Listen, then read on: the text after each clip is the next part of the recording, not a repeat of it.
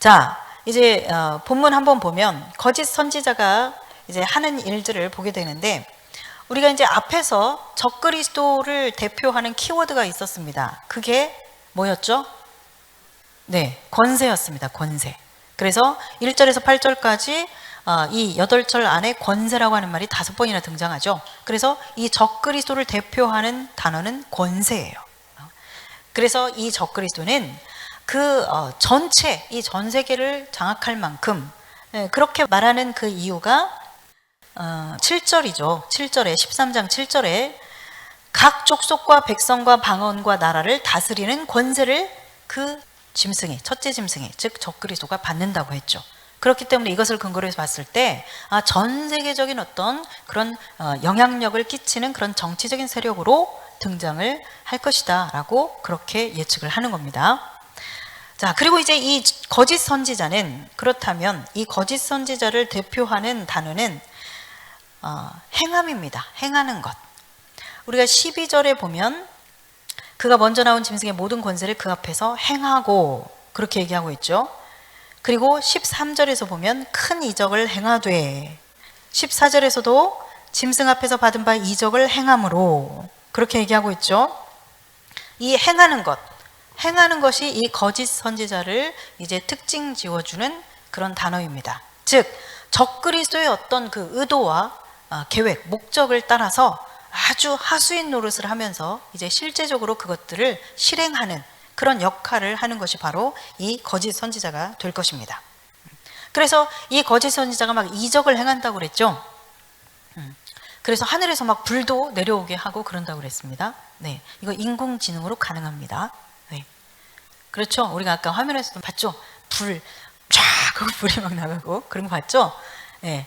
지금까지 존재했던 그 모든 그 지식과 정보와 이것들을 인공지능 이 안에 다 이렇게 집어넣기 때문에 얘는 그 모든 정보와 지식과 이것을 총망라해서 촥촥촥 뭐든지 만들어내는 거예요. 네. 여하튼 네, 이것이 그런 이야기야 라고 말하는 게 아니라 여러분 네. 자, 그래서 이적을 행한다고 그랬습니다. 네. 앞에 보면은 우리가 이적을 행했던 사람들이 또 있죠. 누구였죠? 두 증인들이죠. 네. 11장에서 두 증인들이 1260일 동안 활동을 할 때 그들이 이렇게 기적을 베풀었습니다. 네. 그래서 비가 오지 않게도 하고 막 불이 입에서 나가기도 하고 막 이런 일들이 있었죠. 네. 그런 일들이 있는데 이것을 보면은 지금 이 장면을 이렇게 보면은 출애굽할 때 그 모세와 아론이 이렇게 행했던 그 기적을 행했던 그 일들을 그 이집트의 술사들이 따라서 하잖아요. 네, 그래서 따라서 막 합니다. 한 2번째 정도까지 이제 따라서 하다가 나중에는 못하게 됐죠.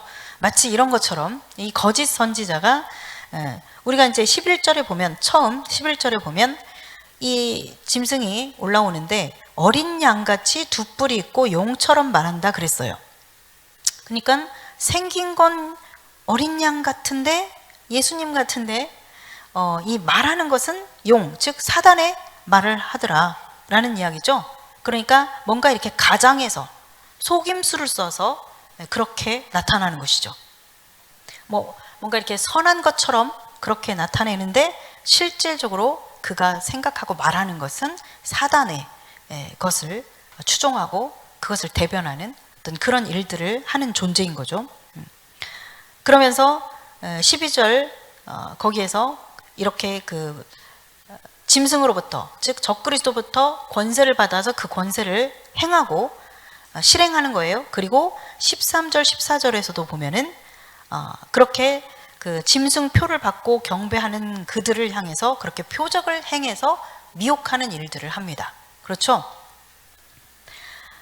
그래서 이 지금 거짓 선지자가 그렇게 마치 그 앞에서 그 두 증인들, 선지자들이 했던 것과 같은 흉내를 내면서 사람들을 미혹하는 것이죠. 그래서 이 짐승이 지금 14절 봅니다. 짐승 앞에서 받은 바 이적을 행함으로 땅에 거하는 자들을 미혹하며 땅에 거하는 자들에게 이르기를 칼에 상하였다가 살아난 짐승을 위하여 우상을 만들라 하더라 그랬습니다. 자, 여기를 보면 그 미혹을 하는데 이 미혹을 받는 자들이 누구냐면 땅에 거하는 자들이에요. 14절에서 두 번이나 말하고 있죠. 이적을 행함으로 땅에 거하는 자들을 미혹한다. 그리고 땅에 거하는 자들에게 짐승을 위해서 우상을 만들도록 한다. 그렇게 얘기하고 있죠. 자, 그래서 지금 이 그 거짓 선지자의 그 미혹을 받는 자들은 땅에 사는 자들이구나. 땅에 사는 자들이 어떤 사람들인지 우리는 알죠. 예, 믿지 않는 자들이라고 했습니다. 예, 하나님의 인을 받지 못한 자들입니다. 예, 그래서 이들은 이 거짓 선지자들의 이 행하는 것들을 보면서 미혹을 받아요. 예, 그러니까 이미 하나님의 인을 받은 자들, 성령의 인침을 받은 자들은 이때에 미혹을 받지 않습니다. 그리고 이제 우리가 여기서 주목하는 것은 또 이 거짓 선지자가 짐승을 위해서 땅에 거하는 자들에게 우상을 만들도록 합니다.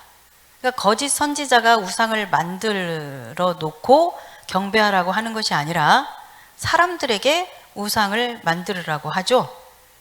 그래서 그 우상을 만들면 15절에 그가 권세를 받아서 그 짐승의 우상에게 생기를 주어 그 짐승의 우상으로 말하게 한다 그랬습니다.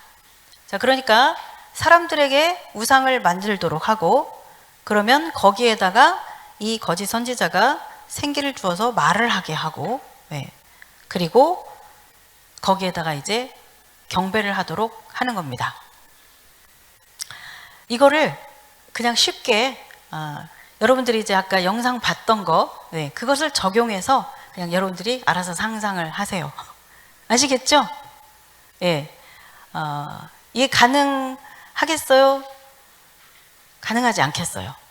우리가 이제 앞에서 봤던 것들을 이렇게 참고해서 보면 충분히 이게 가능하다는 얘기예요. 예.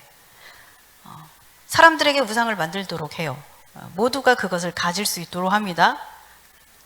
자, 그리고 이제 짐승의 우상에게 경배하지 않는 자는 몇이든지 다 죽이게 하더라 그랬습니다. 그래서 이 우상을 이제 딱 가지고 있는 자들이 이 우상에게 경배하지 않으면 다 죽여버린대요. 죽이는 게 가능할까요? 아주 간단하겠죠? 우리가 이제 앞에서 봤던 거 이렇게 상상을 하면 아주 간단하죠. 분명히 그게 이 적그리스도의 이제 형상이 적그리스도의 모습으로 형상을 만드는 거예요. 그렇죠? 그것이 아바타이든지 홀로그램이든지 뭐 로봇이든지 뭐든지 어찌됐건 여하튼 적그리스도의 형상으로 만들게 될 겁니다.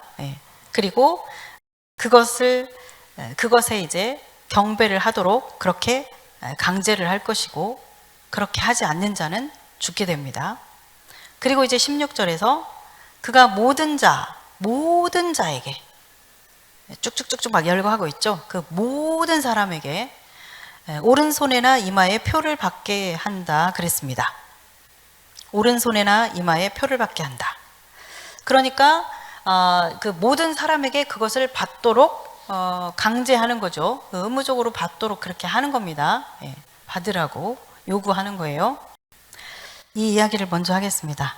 그냥 지나가기 있어서 우상 이야기 다시 14절 15절에서 14절 15절에서 말하고 있는 우상, 이 우상이라고 하는 것은 에이콘이라고 하는 단어를 씁니다. 에이콘. 이 단어는 뭐 형상이라고도 번역이 되고 우상이라고도 번역이 된 성경에서 그런 단어인데 말하자면 하나님의 형상을 닮았다. 예수 그리스도의 형상이라 너희는 뭐 이럴 때 쓰는 그런 형상이라든가 아니면 이 동전에 새긴 형상 있죠. 가해사의 형상이 새겨진 그런 동전할 때 그런 새긴 형상 이런 것을 말할 때 쓰는 단어입니다. 그리고 또 우상이라고 하는 단어도 쓰였는데 가장 오래된 용법 가장 많이 쓰인 그런 에이콘이라고 하는 이 단어가 가장 많이 쓰인 것이 이제 어떤 동상, 조각상 그런 뜻이에요. 조각상. 그래서 어떤 이미지를 가지고 있는 거. 그래서 우리가 아이콘이라고 하죠. 여러분 핸드폰에서 아이콘. 이 아이콘이라고 하는 단어가 바로 이 에이콘입니다. 에이콘에서 온 말이에요. 그래서 이 이미지, 그림, 기호 그런 뜻을 가지고 있는 게 바로 이 우상이라고 하는 에이콘이라고 하는 단어예요. 그러니까 오늘날 이 사람들에게 이 아이콘은 굉장히 아주 친밀하죠. 예, 아주 친근하죠. 예. 이 단어를 가지고 있는데 말하자면 짐승의 이미지, 형상이라는 그런 뜻입니다. 우상, 짐승의 우상이라는 말은. 자, 그리고 이제 16절, 18절에서 짐승의 표가 나오는데 우리가 이제 봤죠. 그 짐승의 표를 받게 한다라고 그렇게 얘기를 하고 있죠. 이제 사람들에게 짐승의 표를 받게 한다 그랬는데 이 표라고 하는 단어가 카라그마라고 하는 단어인데 이 단어는 카라소라고 하는 단어에서 온 말이에요. 이 뜻이 무슨 뜻이냐면 새긴다, 깎는다 그런 뜻이에요. 새긴다. 자, 이 말은 노예 상태를 표시하기 위해서 옛날에 그 노예들에게 이렇게 불을 착 지져가지고 이렇게 딱 이렇게 새긴 거 있죠. 예, 찍은 거. 이런 단어를 쓸 때 쓴 단어예요. 예. 그래서 여기에서 이제 이 짐승의 표에 대해서 이렇게 설명을 하는데 17절, 18절에 보면 17절에서 짐승의 이름이다 그랬어요. 이 표는 곧 짐승의 이름이고 또 그 이름의 수다 그렇게 얘기하고 있죠. 그 다음에 또 한 가지 설명하고 있는 것이 18절에서 사람의 수다, 그것은 사람의 수다, 그 수는 666이다 그렇게 설명하고 있죠. 네. 그래서 지금 이 짐승의 표에 대해서 설명을 하는데 이렇게 네 가지로 설명을 하고 있어요. 짐승의 이름이다, 그리고 그 짐승의 이름의 수다, 그리고 이것은 사람의 수다, 666이다 이렇게 네 가지로 설명을 하고 있죠. 그래서 이것은 자, 이런 게 있어요.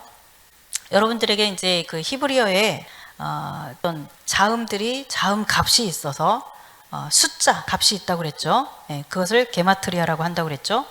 이것이 이제 헬라어도 마찬가지입니다. 헬라어도 숫자 값이 있어요. 자음 값이.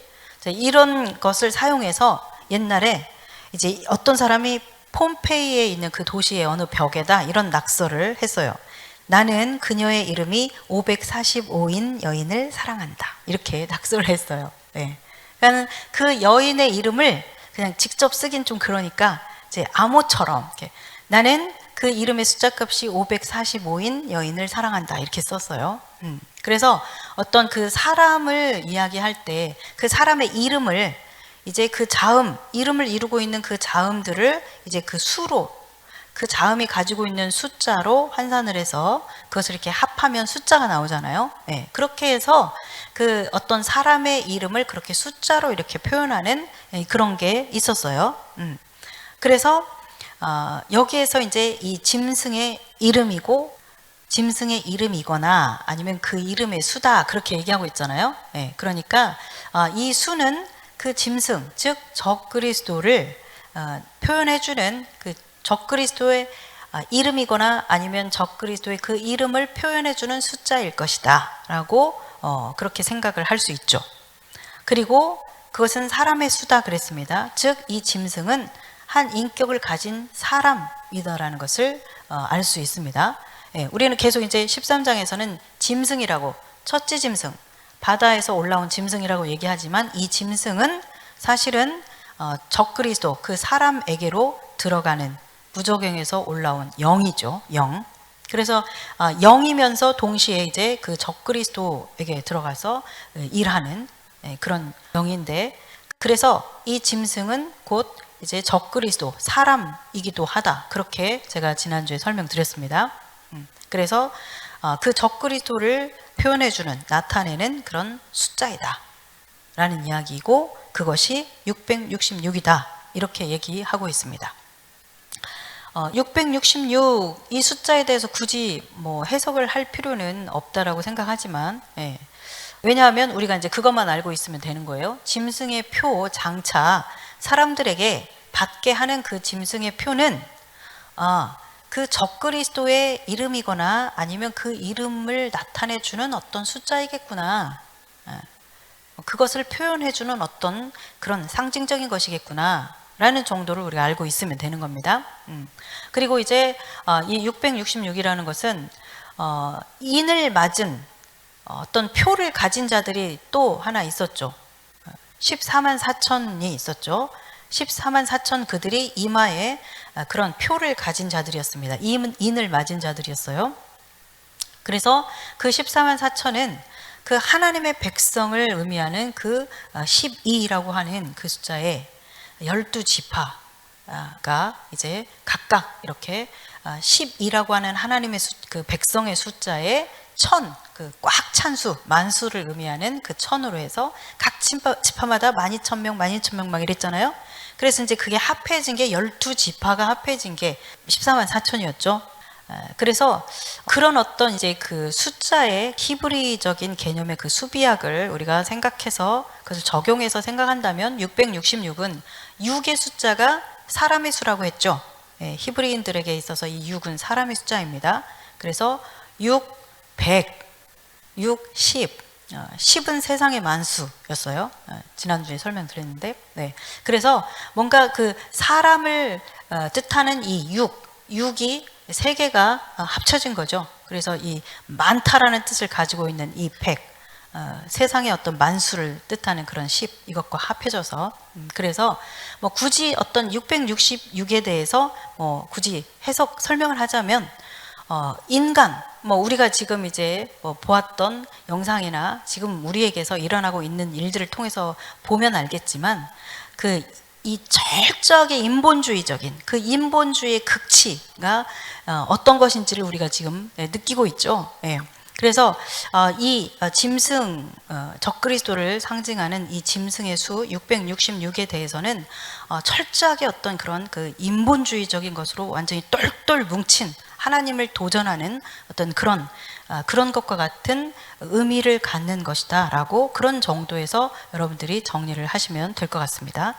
그래서 실제로 이제 어떤 방식으로 이제 그것이 주어질지 우리가 이제 더 인도를 받으면서 이제 가야 되겠지만 이것이 꼭 666이라고 하는 그 숫자가 뭐 찍혀 있는 뭔가일 것이다 뭐 이렇게 생각을 할 필요는 없습니다. 그렇게 생각하는 것은 굉장히 좀 더 부자연스러운 것이고 우리는 이제 이 666에 대해서 이렇게 정리를 할 때 적그리스도를 표현해주는, 상징해주는 그런 이름이나 어떤 수 이런 것들로서 주어지게 될 것이다. 그것이 연결될 것이다 라고 그렇게 생각을 하시면 됩니다. 우리가 요한계시록에 등장하는 그 이름들이 있는데 첫째, 짐승의 머리에 신성 모독하는 이름이 있었습니다. 이것은 이제 우리가 이렇게 뒤에 보면은 그 앞에서도 이제 설명이 돼 있었고 짐승의 머리에 신성 모독하는 이름이 있었죠. 뒤에 17장에 가면 또 나오지만 그래서 이것은 무슨 말이냐면 그 짐승이 하는 일이 하나님을 도전하고 대적하고 아주 모독하는 그런 일을 하는 자이구나 라는 것을 알 수 있는 거죠. 그래서 그 이름을 통해서 그 존재가 무슨 일을 하는지를 알 수 있는 거예요. 이것은 이제 지금 이 짐승표 받은 자들인데 이 표를 받은 자들 이마나 손에 지금 짐승의 이름이 있다 그랬는데 이것도 역시 그 짐승의 소유다라고 하는 그 표현입니다. 표시예요. 그리고 또 14만 4천의 이마에 이름이 있었죠. 하나님의 이름과 어린 양의 이름이 있었습니다. 그것은 바로 그들이 하나님의 소유다라고 하는 것을 의미하는 것이었어요. 그리고 음녀의 이마에 이름이 적혀 있었어요.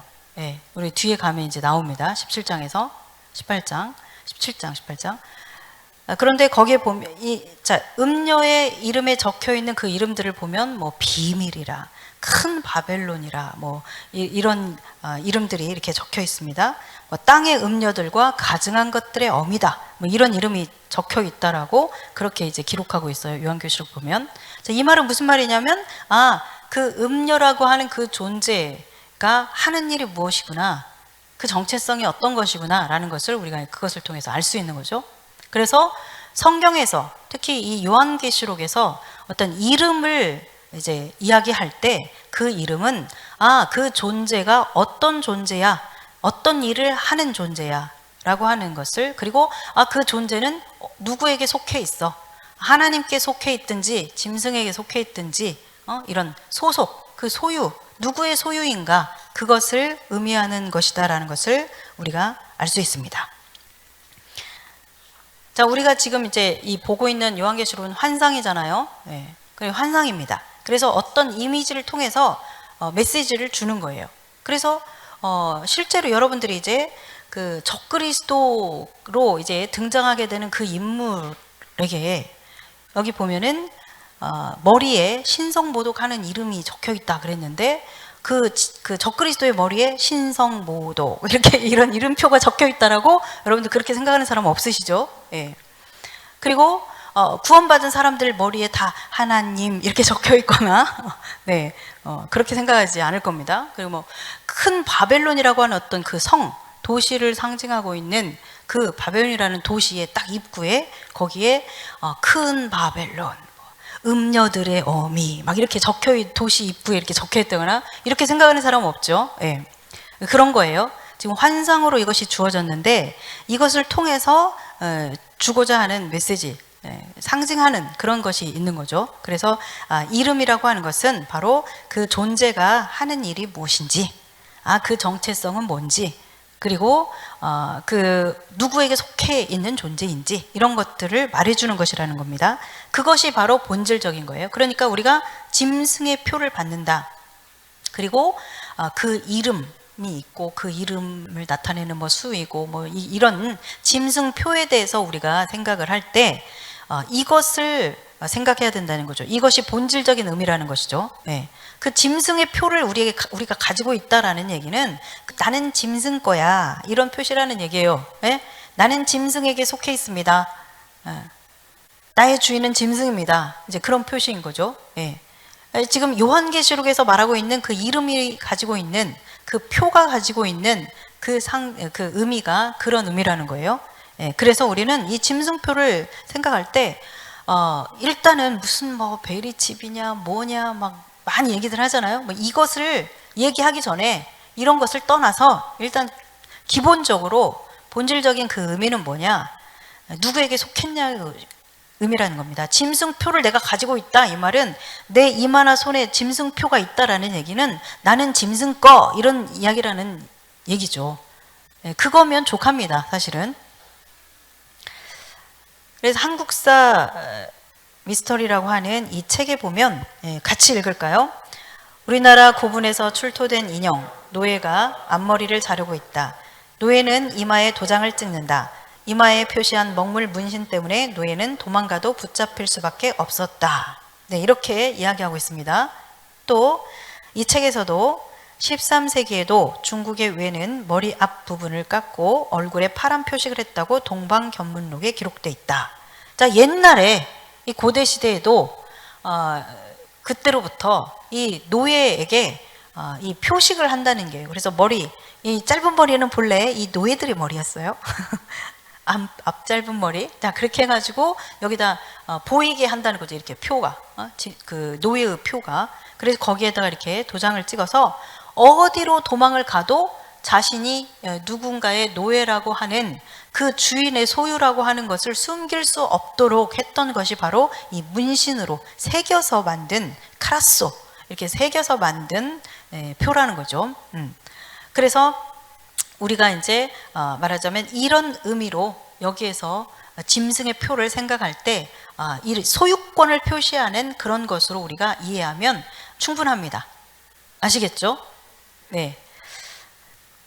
그리고 이제 그 오른손에나 이마에 표를 받는다 그랬는데 신명기 6장 8절 같이 한번 읽겠습니다. 너는 또 그것을 내 손목에 매어 기호를 삼으며 내 미간에 붙여 표로 삼고. 네, 쉐마의 말씀 있죠. 네, 들어라 이스라엘아, 우리 하나님은 오직 유일한 하나님이시니 하면서 그 시작되는 그 쉐마의 말씀, 이 말씀을 이 미간에, 이마에, 그리고 손목에 이것을 메고 붙이도록, 표로 삼도록 그렇게 명령하고 있죠. 그래서 이 짐승의 표를 받을 때 오른손에나 이마에 표를 받는다라고 할 때 우리는 즉각적으로 이 말씀이 떠오릅니다. 그죠? 그래서 여기에서 손목이다. 히브리 개념에서 손은 뭐라고 그랬어요? 행함이라고 그랬죠. 행함. 그리고 여기서 이마, 이것은 생각입니다. 그러니까 우리의 모든 생각과 행동, 이 모든 것들을 항상 주님의 말씀 안에서 행할 수 있도록, 생각할 수 있도록 늘 주님의 말씀을 여기다 이렇게 가지고 있는다라는 것이죠. 그래서 여기 보면은 이제 이걸 테필린이라고 하죠. 예, 손목에 하고 그리고 이렇게 머리 이마에 이렇게 이 말씀 신명기 말씀을 집어넣고 늘 이렇게 이제 주님 말씀 묵상하면서 실제로 이제 유대인들이 이렇게 하고 있죠. 군인도 이렇게 지금 현장에서 옆에 있는 게 탱크인데 그 옆에서도 이렇게 테필린을 하면서 말씀을 읽고 어려서부터 이렇게 또 테필린을 하고 이렇게 교육을 받고 지금도 이렇게 유대인들은 교육을 받고 있죠. 자, 이 짐승표를 봤는데 17절에 보면 누구든지 이 표를 가진 자 외에는 매매를 못하게 한다 그랬어요. 예. 누구든지 이 표를 가진 자 외에는 매매를 못하게 한다. 자, 이제 이 구절 때문에 사실은 이제 이 짐승표라고 하는 것이 이게 상징이냐, 단순히 상징이냐, 아니면 실제로 존재하는 어떤 것이냐, 이제 그것을 생각하게 만드는 것인데 이 문장 때문에 결국은 짐승의 표가 어떤 상징적인 상징적인 의미만으로는 멈출 수 없는 것입니다. 실제로 이 짐승표가 없으면 매매를 할 수 없다라고 그렇게 표현하고 있죠. 그러니까 분명히 어떤 우리에게 실제로 물리적인 어떤 실질적인 것으로 우리에게 이 짐승표가 주어지는 거예요. 그리고 이제 오른손에 이마에 할 때 이 에 하는 이 전치사 에피라고 하는 이 전치사는 뭐뭐 위에라고 하는 뜻으로도 쓰이고 뭐뭐 안에라는 뜻으로도 쓰이는 전치사입니다. 그래서 손목이나 이마 안에 혹은 뭐 위에가 될 수도 있고 안에가 될 수 있어요. 이 전치사는. 그래서 그렇게 이제 말하자면 이 표를 실질적으로 실제 물리적인 어떤 것으로 우리에게 주어진다는 것이에요. 이것이. 그래서 그것이 없으면 매매를 못한다. 즉 경제 활동을 할 수 없는 거예요. 쌀 못 사 먹어요. 버스 못 합니다. 뭐 할 수 없어요. 그런 것으로 주어진다라는 거예요. 실제로. 그리고 이제 이것을 이제 생각할 때 또 분명한 것은 이 짐승의 표를 이제 우리가 봤는데 이 짐승의 이름표를 봤는데 우리의 의지와는 전혀 상관없이 그냥 아무것도 모르는 상태에서 그냥 이렇게 받게 되는 그런 건 아닐 것이다라고 저는 생각합니다. 네. 왜냐하면 이것은 분명히 이 짐승표를 받음으로 인해서 말하자면 이 사람들은 불못에 던져지고 고통을 당하게 되죠. 구원이 그들에게서 더 이상 없습니다. 그렇기 때문에 하나님께서 자신이 스스로 어떤 신앙의 양심을 따라서 신앙의 어떤 의지를 따라서 이것을 표를 받을 것이냐 말 것이냐를 선택하게 하는 것이지 이것이 나도 모르게 막 주어지는 그런 식으로는 되지 않을 것이다라는 이야기입니다. 네. 그래서 내 스스로가 말하자면 만약에 나는 정말 하나님을 믿는데 나도 모르게 그게 내 안으로 들어왔어? 그럼 어떻게 이런 일을 벌어지게 하지는 않는다라는 이야기죠. 그래서 내가 누구에게 속했느냐? 나는 누구이냐? 나는 하나님께 속했냐? 아니면 사단에게 속했냐? 나는 하나님의 나라에 속한 자냐? 아니면 이 세상 나라에 속한 자냐? 그것을 내 스스로가 선택하게 만든다는 것이죠. 나는 배부르게 평안한 삶을 살면서 나는 짐승 적그리스도의 그런 지배하에 살 것이냐, 아니면 나는 배고프고 굶어 죽고 병들어서 병원에도 못 가고 그런다 할지라도 나는 하나님의 자녀로서 나는 그렇게 살아갈 것을 선택할 것이냐, 스스로 선택하게 한다라는 것이죠. 저는 이 부분을 하면서 사실은 좀 어려웠어요. 경배하지 않는 자는 다 죽인다고 그랬잖아요. 그러면 경배하지 않는 자는 다 죽어요. 그러면 정말 이제 믿음을 지키는 사람, 그 사람은 다 죽는 거죠. 근데 휴가하는 사람이 있잖아요.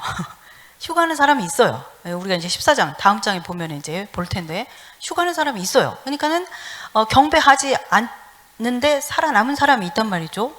그리고 또 분명히 또 이 표가 없으면 매매를 못 한다고 했어요. 그러니까는 이 경배 그 경배하지 않으면 다 죽는다고 했으니까 그리스도인은 하나도 안 남아야 되는데 또 휴거하는 사람들도 있고 뭐 매매를 못하면서 그냥 이렇게 표 안 받고 사는 사람도 있고 뭐 이런 얘기인 거죠. 그래서 다 죽는데 그런데 이 사람들은 또 뭐냐. 그래서 굉장히 좀 골치 아팠어요. 그래서 나중에 보면 이게 참 간단하고 그런 건데 전혀 이제 그것을 생각을 전혀 못했는데 기도를 딱 이제 마쳤는데 바로 딱 떠오르게 하신 생각이 이 우상, 이 경배를 이제 하도록 하는 이 우상 이것과 짐승의 표는 따로가 아니라 연결되어 있는 이제 하나다라고 하는 그 생각을 하게 하셨어요. 그러니까 무슨 말이냐면 경배를 나는 우상에게 적그리스도에게 경배하고 싶지 않아. 이런 사람은 말하자면 나는 우상에게 절하지 않겠어 라고 하는 사람은 짐승표를 안 받는 거예요. 근데 짐승표를 받는 사람은 누구나 우상의 경배를 해야 돼요. 안 그러면 죽어요. 짐승표를 받으면 경배하지 않으면 죽어요. 그러니까 내가 경배를 하지 않으려면 짐승표를 안 받는 거예요. 근데 짐승표를 안 받으면 그런데 경제활동을 할 수가 없어요. 네. 아파도 병원에 못 가고, 네. 버스 아까 말한 것처럼 버스도 못 타고, 네, 쌀도 살 수 없고, 뭐 할 수 없어요. 그때는 아마 이제 그 가상화폐가 디지털 화폐로 모든 것이 이제 막 이렇게 되고 그러면 이제는 우리가 폰 없이 컴퓨터 없이 더 나아가서 뭔가 그 사람들이 우리 인체의 어떤 뭔가를 이식해서 뭔가를 이제 시도하는 그런 것을 추구한다면 그런 거 없이는 우리가 이제 아무것도 할 수 없는 거예요. 경제 활동을 할 수가 없는 거예요. 관리비 내야 되잖아요. 아파트에 살려면. 지금도 관리비 온라인으로 이렇게 많이 하죠. 그래요. 병원에도 갈 수 없고 특히 이제 애 가진 사람들이 굉장히 고민이 되겠죠. 애가 아프면은 어떻게 해야 되지? 병원에 가야 되는데 병원에도 갈 수가 없어요. 이제 그런 생활들 이런 것들이 이제 오게 되겠죠. 그래서 짐승표를 받을 것이냐, 받고 경배를 할 것이냐, 아니면 이제 표 받고 경배 안 하면 죽으니까요. 그럴 것이냐, 아니면 표 안 받고 이제 그런 삶을 살 것이냐 결정을 해야 되는 거죠. 그래서 그렇게 하니까 이제 그 골치 아프고 찜찜했던 해결되지 않던 것들이 딱 해결이 되더라고요. 그렇겠구나. 그래서 끝까지 믿음을 지키기 원하는 자들은 그렇게 이제 경제 활동을 하지 못하는 상태에서 생존해야 되는 어떤 그런 삶으로 우리 이제 가게 되겠구나 라는 것을 이제 생각하게 됐습니다. 네. 자, 그래서 예수 그리스도의 증거를 가진 사람들, 하나님의 말씀을 정말 생명처럼 이렇게 지켜내는 그런 사람들, 그리고 이제 그 이름이 어린 양의 생명책에 기록된 그런 사람들, 그런 사람들은 적그리스도의 우상에 경배하지 않는 것을 선택하게 될 것입니다. 그리고 내가 정말 굶어 죽을지언정, 병들어서 죽을지언정 내가 짐승표를 받지 않겠다. 나는 이것을 선택하겠다라고 그렇게 이제 결정을 하게 될 겁니다. 그러면 그때는 정말 이제 우리는 직장 생활도 못 하는 겁니다. 우리 지금 교회에 간다고 직장에서 잘리잖아요. 유치원에서 교사로 일하다가 교회 갔다고 잘리고, 제가 예전에 설교할 때도 그런 얘기 했지만 심리 상담사가 상담을 하는데 트랜스젠더 그 사람을 다시 여자가 남자로 바꿨는데 다시 여자로 돌아갈 수 있도록 하기 위해서 이렇게 상담을 해주는 거, 그 상담을 했다고 심리 상담사 자격 박탈당했어요. 지금 우리가 어떤 그런 법이 통과되지도 않았는데 그런 불이익을 당하는 기가 막힌 일들이 지금 곳곳에서 일어나고 있거든요.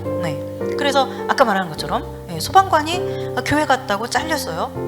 이런 일들이 이제 우리가 지금 아무것도 아닌 이 시대에도 그런 일들을 경험을 했는데, 어떻게 보면 우리가 이 코로나19를 통해서 앞으로 이제 펼쳐질 일들에 대한 아주 짧은 그리고 아주 별것도 아닌 약한 강도의 어떤 현장 학습을 했다 생각하면 될 겁니다, 아마. 그러면서 어떻게 이들이 그 가운데서도 크리스천들을, 교회를 박해하는가, 이런 것들도 우리가 짧은 시간이었지만 우리가 이제 경험을 했을 겁니다. 예, 그래서 이제 그때는 그렇게 이 표를 갖지 않은 자들은 직장 생활을 할 수가 없어요. 예, 어떻게 직장 생활을 하겠습니까? 예, 지금도 병원에서도 교회 못 가게 하고 뭐 아무것도 아닌 그런 것인데도 못 가게 하고 일할 수 없게 하고 그러는데, 그래 그때는 설명드렸듯이 아마 이런 기술, 앞으로 진행될 그런 기술과 연관되어져서 그런 관계 속에서 이제 이 표가 주어지는 것이 어떤 그런 상황 속에서 주어지는 것이라면 우리는 꼼짝마입니다. 사실. 그러면 이제 우리는 굉장히 이제 원시적인 삶을 살게 되겠죠. 사업 못합니다. 가게 운영 못합니다. 쌀도 살 수 없어요. 애들 뭐 학교 못 보내고 병원 갈 수 없고 세일즈맨 이런 거 못하죠. 병원 근무 못합니다. 그런 것들이 이제 우리로 하여금 신앙을 이제 과연 이런 모든 것들을 감수하고 신앙을 선택할 것인가, 이것을 이제 우리로 하여금 선택하게 만드는 그런 상황으로 우리가 이제 안내가 되는 것이죠. 그래서 이제 믿는 사람들, 크리스천들 말고 과연 어떤 사람들이 이런 그 상황에서 끝까지 표를 받지 않을까, 짐승의 표를 받지 않을까, 그런 사람들이 있을까요? 있겠죠? 제가 한 3년 전에 요한계시록 할 때 말씀드렸죠? 예, 유대인들 가운데서 종교인들, 이 사람들은 끝까지 안 받을 겁니다. 이 사람들이 종교인들이에요. 우리가 이스라엘 가면 이게 길거리 다니다 보면 이렇게 까만 모자 쓰고 막 이렇게 수염 기르고 까만 이렇게 긴 코트 같은 거 입고 다니는 그런 사람들이 있어요. 이 사람들이 그 종교인들이에요. 뭐 우리로 치면 어떤 그 목사님, 그 목회자나 신학생들 뭐 이런 정도의 사람들입니다. 이 사람들이 이 종교인들인데, 이번 코로나 때에도 제가 그런 소식을 들었어요. 이 종교인들이 우리처럼 이제 회당에서 못 모이잖아요. 못 모이고 하니까 이제 이 종교인들이 살기가 너무 어려운 거예요. 결국 이제 이 말씀을 전하고 또 가르치고 하는 일들을 통해서 이제 먹고 살고 이렇게 해결이 되고 하는 건데, 이게 안 되니까 종교인들이 너무 삶이 이제 힘든 거예요. 그러니까 이 사람들은 그러나 직장 생활을 하지 않습니다. 그리고 이제 뭐 때로 그 알바를 잠깐씩 하는 사람도 있지만 알바 구하기도 힘들거니와 코로나 상황에서. 그러니까 어떤 사람의 이야기를 들었는데, 이 사람은 계속 이렇게 외상으로 물건을 사고 필요한 생필품을, 먹고 사는 것들을 사는 거예요. 외상으로. 그런데 이게 계속 쌓여서 300만 원까지 된 거예요. 그러다 보니까 이제 나중에 이제 이 외상을 주던 가게에서 더 이상 안 된다, 못 준다. 그래서 아주 그 힘든 상황에 있는 그런 소식을 들은 적이 있습니다. 거기다가 이 종교인들은 아이를 많이 낳거든요. 이 팔레스타인 땅에서 아직도 이스라엘 사람들이 팔레스타인 사람들보다 숫자가 많을 수 있는 이유는 바로 이 사람들 때문이에요. 아이를 많이 낳거든요. 하나님의 명령을 따라서. 그래서 그 많은 아이들을 데리고 이게 먹여 살려야 되는데 수입이 없으니까 이제 이렇게 어렵게 사는 이런 일들을 지금 이 코로나 이 상황에서도 이제 겪는 사람들이 있는데, 이제 이때에는 우리가 정말 이제는 아이가 굶어가도 아파서 울어도 갈 수 없는 그런 상황이 될 수 있다라는 것이죠. 그래서 이제 이 유대인들 같은 경우는 바로 이 끝까지 유일하신 하나님, 그 하나님을 믿는 그 신앙을 가지고 끝까지 이 짐승표를 받지 않고 견디는 자들이 이제 렘넌트, 남는 자가 돼서 그 사람들이 이제 천년왕국에 주님을 보고 정말 애통해하며 통곡하며 회개하고 이제 그들이 천년왕국에 들어가게 될 것입니다.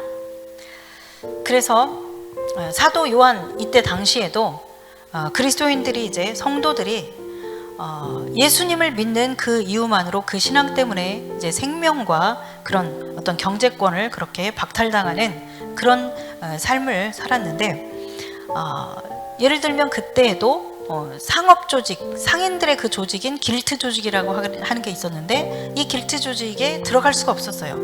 이 조직에 들어가야만 이 사업을 할 수 있고 불이익을 당하지 않는데 이 크리스천들은 이 길트 조직에 끼워주질 않았습니다.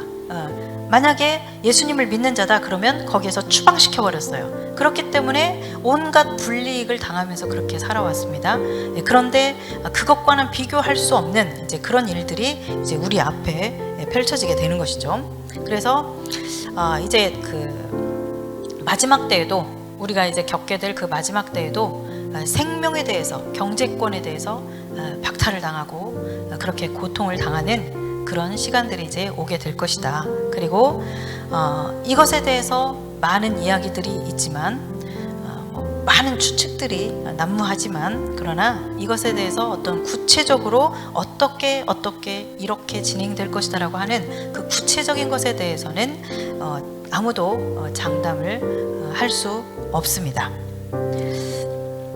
사실 오늘 우리가 본 그런 영상제 그것만으로도 사실은 갈 때까지 갔다라고는 보는데 여기서 더 이상 어떻게 더 갈 수 있을까 싶을 만큼 이제 그 시나리오는 어느 정도 나올 것까지는 나왔다고 그렇게 보여지는데,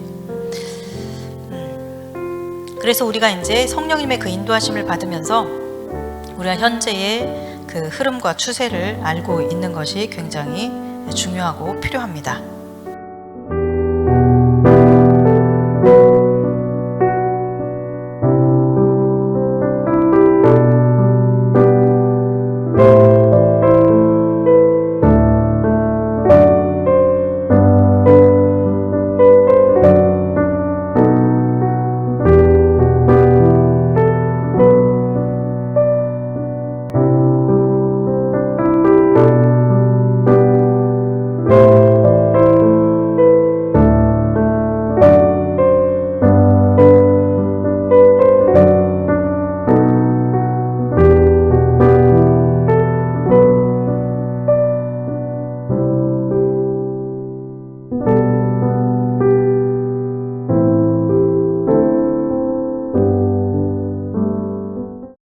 하나님께서 이 시대에 가장 필요로 하시는 마지막 때 사역 중 핵심이 바로 요한계시록의 선포일 것입니다.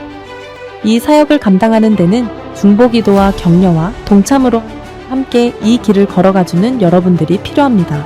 멤버십에 가입하는 것이 마지막 때 사역을 위한 동참과 헌신이라 여겨주시며 감사하겠습니다. 저희 채널 멤버십은 2단계로 나누어집니다. 먼저 모든 구독자는 목사님의 요한계시록 전체 강의를 들으실 수 있습니다. 그리고 1단계는 이전의 요한계시록 강의 영상을 그대로 모두 보실 수 있습니다. 강의 시 PPT를 비롯한 자료 화면들과 요약, 정리된 자막들이 있어서 강의의 집중도와 이해도가 높을 뿐 아니라 요한계시록을 이해하는 데 필요한 많은 시각적 정보들을 얻으실 수 있습니다.